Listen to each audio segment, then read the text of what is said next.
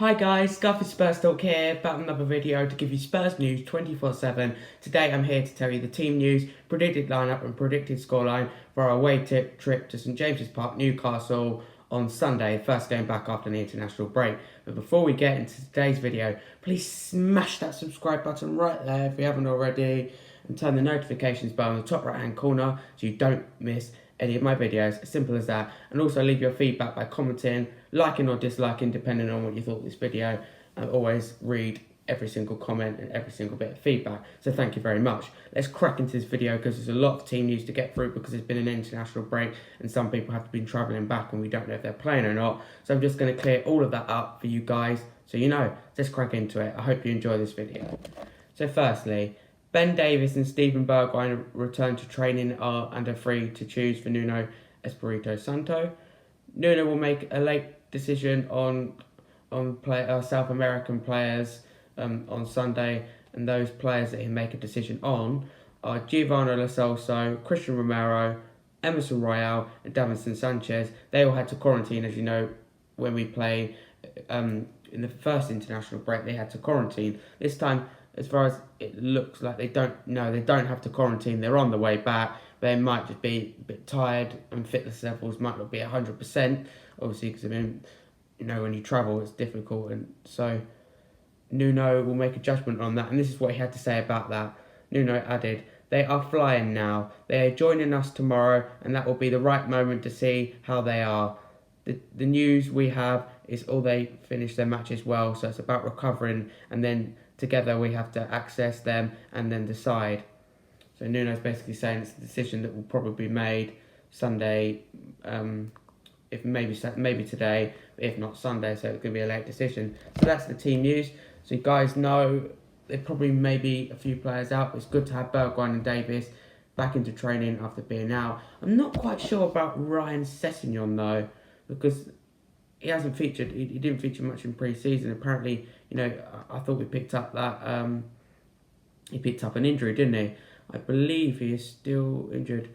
Ryan Sessegnon remains sidelined after sustaining an injury during the September international break. Right, okay, still got an injury. I don't really know where his career's going at Spurs. It's better at Fulham.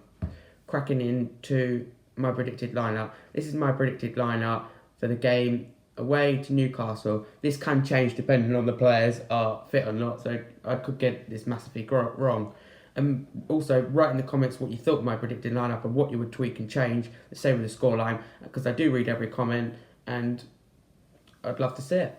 So, especially if you get it right, you get a shout out in the next video if you get the scoreline right, if you put it in the comments before the game.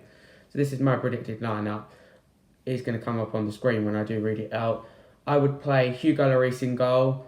Of course, easy. He won the Nations League with France. Congratulations, Hugo, on that. Well done. Saw him lifting the trophy. They turned it around against Belgium, 2-0 down to 3-2. That was a big result in winning the Nations League for them. Right back, I'll go with new signing Emerson Royal. I stick to a back four, by the way. Left back, Sergio Reguilon, who I think, he's going to be an important player this season, along with Emerson Royal. Two centre-backs, I'm going to go with left centre-back, Eric Dyer, and right centre-back, Christian Romero, who I like, new signing. He has that bit of Maguire about him, that bit of driving force, bit Stones, maybe a bit Diaz as well. I do like that. Going into 4-3-3, three midfield. The DM was always Højbjerg, who I really like, scored that winning goal against Aston Villa. To the right of him, Oliver Skipp, because when Skipp and Højbjerg play together, it's an excellent partnership. I think they get along really well on and off the pitch, and also it has an effect on our results in a positive way when they're both in the team together. When we're playing those two against Newcastle, you do need someone attacking on the left, and I'm going to go with Giovanni Lo Celso just over Dele Alli, as he's fallen out of favour the last couple of 2-3 games under Nuno. The front three, I am going to drop Harry Kane just because of his performance for England and recent performances for Spurs. The only reason I am going to do that, guys, is because Kane's sitting there at the moment, being in the England and Spurs first team. He's sitting there thinking, I don't really have to try hard. What happens if I sit back a bit? I want to go. He's just sitting back, I think, especially for Spurs, but maybe also for England, because he doesn't have to try that hard. He's getting paid millions and billions a week, and you know, he's the first name on the England team sheet, of course, because he's captain. Probably the first name on the Spurs sheet, I would say. So I'll just drop him just to make him think, hang on, I've got to work harder, and I think that'll be a positive impact going into later months. Kane always doesn't start the season very well. You know, always has a August goal drought. It seems to carried on to September and October, which is annoying. So I'll drop him. So this is the front three I would play. It's quite surprising, actually. Right wing, I would play Steven Bergwijn. Left wing, I would play Brian Gill. And centre forward, I'd play Heung-min Son. I'll repeat that again. So it's right wing, Steven Bergwijn. Left wing, Brian Gill. And centre forward, Heung-min Son. So that's my team, as you can see on the screen right now. Let me know in the comments below what you would tweak and change. I do read every comment, as I said. Going into the predicted scoreline, for me, I think we're going to win 2-1 away from home with goals from Brian Gill and Steven Bergwijn. The counter-attack, I think Newcastle have more of the ball than they usually do, only because they're at home, new ownership. Steve Bruce will be in charge for that game though, guys. He will be in charge, but that does suggest he won't be in charge in the future because they've come out and said it. And Steve Bruce has admitted that it's been difficult recently for him and for the players not knowing, of course, what's going to go on in the future, whether they're coming or going. Yeah, so my predicted scoreline is 2-1. As I said, let me know in the comments below what your predicted scoreline is. And if you do say it before the game starts, as long as you say your scoreline before the game starts, I will, if you get the scoreline right, I will give you a shout out in the next video. But if, for example, if it's 5-10 minutes in, I still can't give that to you. It has to be before the kickoff, and you will get a special shout out if you get it right. Don't worry if you get it wrong. There's always next time. There's always going to be another time. It won't be. It'll be all alright. Thank you for watching this video. I hope you enjoyed, and I hope we do win Sunday. Back on track. You know, 2-1 win against Aston Villa because he lost those 3 London derbies, and Nuno was under a bit of pressure. That eased the pressure, and also the win against Enes Mora in the UEFA Conference League also did help, although it was quite an easy game. So it'd be important to win Newcastle away. As you know, Newcastle have got new owners who'll probably be spectating at St James's Park, I suspect. But they can't really have an impact until next season. They can spend a few money in January, but we haven't got to worry about them this season. They're not going to win the league. They're not going to.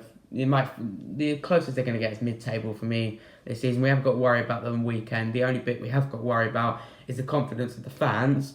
Be louder, because they haven't been really loud because Steve Bruce.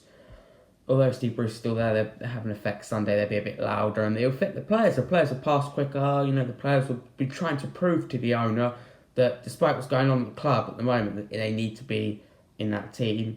The new ownership, when they're going to go on and win the league within that 2-3 season mark.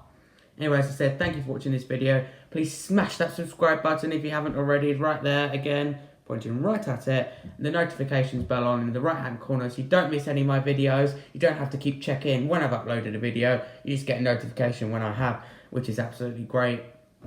And also when you get to choose and click on the notifications bell, you get a choice of none, personalised, and all. If you click all, then you'll get every single notification of my video. If it's personalised, it will just be the ones they reckon, you know, for you. So it won't be all of them. But if you click all, you haven't got to keep worrying, because I do upload every 2 to 3 days. I do upload a lot, about I would say 5 or 6 uploads a week. It is quite a lot. I do upload a lot for you guys because I'm here for you 24/7.